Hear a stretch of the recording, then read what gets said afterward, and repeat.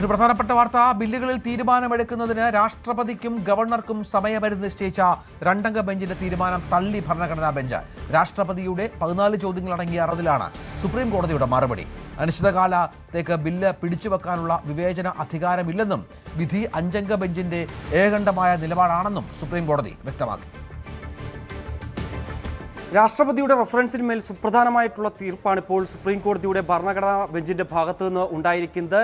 14 ചോദ്യങ്ങളായിരുന്നു ഇതുമായി ബന്ധപ്പെട്ട് രാഷ്ട്രപതി സുപ്രീം കോടതിയോട് ആരാഞ്ഞത്. അതിൽ കൃത്യമായ നിരീക്ഷണം സുപ്രീം കോടതിയുടെ ഭാഗത്തു നിന്ന് ഉണ്ടായിരിക്കുന്നു എന്നുള്ളത് തന്നെയാണ്. അതായത് സമയപരിധി നിശ്ചയിച്ച രണ്ടംഗ ബെഞ്ചിന്റെ ആ ഒരു ഉത്തരവ് അത് പൂർണ്ണമായും ഭരണഘടനാ ബെഞ്ച് തള്ളുന്നു. അതായത് ഒരു തരത്തിലും ഇത്തരത്തിൽ സമയപരിധി നിശ്ചയിക്കാൻ ആകില്ല എന്നൊരു തീർപ്പ് സുപ്രീം കോടതിയുടെ ഭാഗത്തു നിന്ന് വരുന്നു. മറ്റൊന്ന്, ഈ ബില്ല് ഇങ്ങനെ അനന്തമായി പിടിച്ചുവെക്കാൻ ആകില്ല എന്നുള്ളതാണ്. അതിൽ ചില നിരീക്ഷണം സുപ്രീം കോടതിയുടെ ഭാഗത്തുനിന്ന് വന്നിട്ടുണ്ട്. അതായത് ബില്ലുകൾ പിടിച്ചുവെക്കുന്നത് ഫെഡറൽ തത്വത്തിന് എതിരാണ്. ഒപ്പം തന്നെ അത് നിയമസഭകളുമായി ആശയവിനിമയം നടത്തി ചർച്ചയിലൂടെ ഈ പ്രശ്നങ്ങൾ പരിഹരിക്കാൻ ശ്രമം നടത്തണം. അതാണ് നടത്തേണ്ടിയിരിക്കുന്നത്. ഒപ്പം തന്നെ ആശയവിനിമയം ഇല്ലാതെ ഇതിൽ ഒരു തരത്തിലും പിടിച്ചുവെക്കുന്നത്, ഈ ബില്ലിങ്ങനെ അനന്തമായി പിടിച്ചുവെക്കുന്നത് ശരിയല്ല. ഒപ്പം തന്നെ മന്ത്രിസഭയുടെ ഉപദേശം അനുസരിച്ചാണ് ഗവർണർമാർ പ്രവർത്തിക്കുന്നത്. ബില്ലുകളുടെ കാര്യത്തിൽ ഗവർണർക്ക് പ്രത്യേക വിവേചന അധികാരമുണ്ട്. പക്ഷേ ഈ വിവേചന അധികാരം എന്തൊക്കെയാണ് എന്ന് ഭരണഘടന കൃത്യമായി വ്യവസ്ഥ ചെയ്യുന്നുണ്ട്.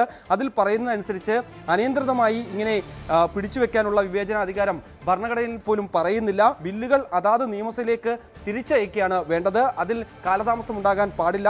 സമയപരിധി നിശ്ചയിക്കുന്നതിൽ ഞാൻ നേരത്തെ സൂചിപ്പിച്ച പോലെ തന്നെ ഭരണഘടനാപരമായ വ്യവസ്ഥ ചെയ്യുന്നില്ല. ഗവർണർ ഒപ്പിടാതെ ഒരു തരത്തിലും ഈ ഒരു ബില്ലുകൾക്ക് അംഗീകാരം നൽകാൻ ആകില്ല എന്നുകൂടി ഭരണഘടനയിൽ പറയുന്നുണ്ട്. ന്യായീകരിക്കാനാകാത്ത കാലതാമസം ഉണ്ടായാൽ മാത്രം അക്കാര്യത്തിൽ സുപ്രീം കോടതിക്ക് ഇടപെടാം. അതിൽ ചില സുപ്രധാന ചോദ്യം രാഷ്ട്രപതിയുടെ ഭാഗത്തു നിന്ന് വന്നിരുന്നു. അതായത് ഇങ്ങനെ ബില്ലുകൾ പിടിച്ചുവെക്കുന്നതിൽ സുപ്രീം കോടതിക്ക് നേരിട്ട് ഇടപെടാൻ സാധിക്കുമോ എന്നുള്ള ഒരു പ്രധാനപ്പെട്ട ചോദ്യം ഈ 14 ചോദ്യങ്ങൾ ഉൾപ്പെടുത്തിക്കൊണ്ട് രാഷ്ട്രപതി ഉന്നയിച്ചിരുന്നു. അതിന് കൃത്യമായ മറുപടി സുപ്രീം കോടതിയുടെ ഭാഗത്തു നിന്ന് ഉണ്ടാകുന്നു. ഭരണഘടനാ ബെഞ്ച് അതിന് മറുപടി നൽകുന്നു എന്നുള്ളതാണ്.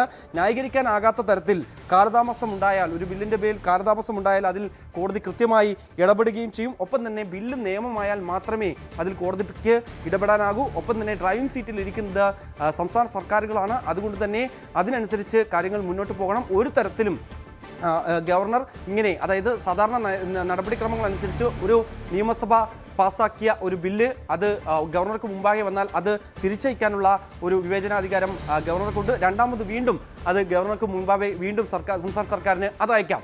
അത് പിന്നീട് ഗവർണറുടെ വിവേചനാധികാരം ഉപയോഗിച്ചുകൊണ്ട് രാഷ്ട്രപതിക്ക് അത് അയക്കാനുള്ള ഒരു പതിവുണ്ട്. അത് പല കാലങ്ങളിലും മുൻകാലങ്ങളിലുമൊക്കെ ഇതേ രീതിയിലുള്ള സമാനമായ നടപടി ഗവർണർമാരുടെ ഭാഗത്തു നിന്ന് പല സംസ്ഥാനങ്ങളും ഉണ്ടാവുകയും ചെയ്തിട്ടുണ്ട്. അതിനുശേഷം രാഷ്ട്രപതി കൃത്യമായ തീർപ്പ് കൽപ്പിച്ചതിന് ശേഷം ഒന്നുകിൽ അതാത് നിയമസഭയിലേക്ക് അയക്കുക, അതിനുശേഷം പ്രശ്നങ്ങൾ പരിഹരിച്ചതിന് ശേഷം അത് നിയമമാക്കുക എന്നുള്ള ഒരു വഴി മാത്രമാണ് നിയമം വ്യവസ്ഥ ചെയ്യുന്നത്. അത് ഭരണഘടനയും ആ ഒരു നിയമം വ്യവസ്ഥ ചെയ്യുന്നുണ്ട്. അതുകൊണ്ട് അതനുസരിച്ച് മുന്നോട്ട് പോവുക എന്നുള്ളതാണ്. ഗവർണർമാരെയൊക്കെ സംബന്ധിച്ച് തിരിച്ചടിയാണ്. മറ്റൊന്ന്, തമിഴ്നാട്, കേരളം അടക്കമുള്ള പ്രധാന സംസ്ഥാനങ്ങൾ ഈ വിഷയത്തിൽ ഹർജികൾ സമർപ്പിക്കുകയും അത് അനുസരിച്ചായിരുന്നു തമിഴ്നാടിൻ്റെ ഹർജി പരിഗണിച്ചുകൊണ്ടായിരുന്നു രണ്ടംഗ ബെഞ്ച് ഇങ്ങനെ സമയമെടുത്തി രാഷ്ട്രപതിക്കും ഒപ്പം തന്നെ ഗവർണർമാർക്കും നിശ്ചയിച്ചുകൊണ്ടുള്ള സുപ്രധാനമായിട്ടുള്ള ഉത്തരവ് പുറപ്പെടുവിക്കുകയും ചെയ്തത്. ആ സമയപരിധി എടുത്തു കളയാനുള്ള തീരുമാനം, അല്ലെങ്കിൽ അത് അങ്ങനെ ഒരു നിശ്ചയിക്കാനുള്ള തീരുമാനം ഒരു തരത്തിലും ഭരണഘടന വ്യവസ്ഥ ചെയ്യുന്നില്ല. അതുകൊണ്ട് ആ ഉത്തരവ് പൂർണ്ണമായും തള്ളിക്കളയുകയും മറ്റ് ചില നിരീക്ഷണങ്ങൾ ഈ വിഷയത്തിൽ ഇപ്പോൾ സുപ്രീം കോടതിയുടെ ഭാഗത്ത് നിന്ന് ഉണ്ടാകുന്നു എന്നുള്ളത് തന്നെയാണ്. തന്നെ സുപ്രധാനമായിട്ടുള്ള ഒരു തീരുമാനമാണ് രാഷ്ട്രപതി ഉന്നയിച്ച ചോദ്യങ്ങൾക്ക് സുപ്രീം കോടതിയുടെ ഭരണഘടനാ ബെഞ്ച് നൽകിയിരിക്കുന്നത്.